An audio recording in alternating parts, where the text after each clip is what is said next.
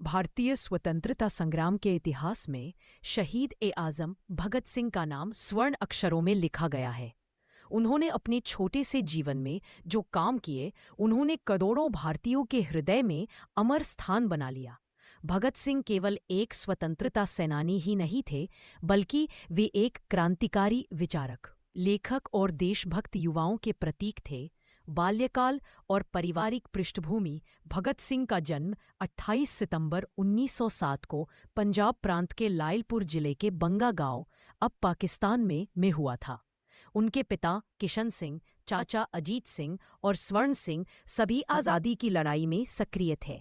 इस कारण घर का माहौल देशभक्त से भरा रहता था। जब भगत सिंह पैदा हुए, उनके पिता जेल से रिहा होकर घर लौटे थे, इसलिए पूरे परिवार ने इसे शुभ माना और बालक का नाम रखा गया भगत सिंह।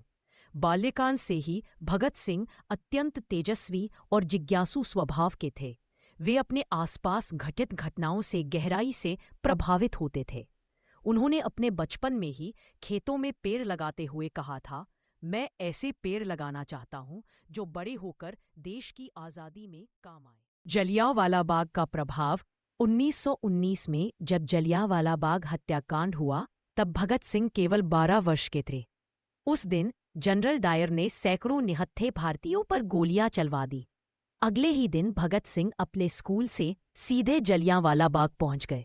उन्होंने मिट्टी की मुट्ठी उठाई और अपने सिर पर लगाई।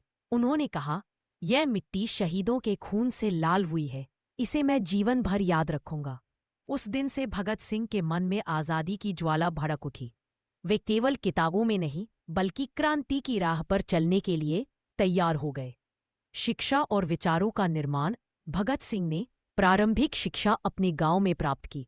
बाद में वे लाहौर के नेशनल कॉलेज में पढ़ने लगे, जिसे लाला लाजपत राय ने स्थापित किया था।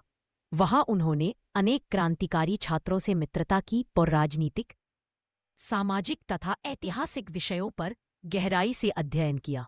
वे कार्ल मार्क्स, लेनिन, रूसो और टॉल्स्टॉय जैसे विचारकों से प्रभावित थे। उन्होंने माना कि आज़ादी केवल ब्रिटिश हुकूमत से मुक्ति नहीं, बल्कि शोषण, गरीबी और अन्याय से मुक्ति है। भगत सिंह बचपन से ही दृढ़ निश्चयी थे।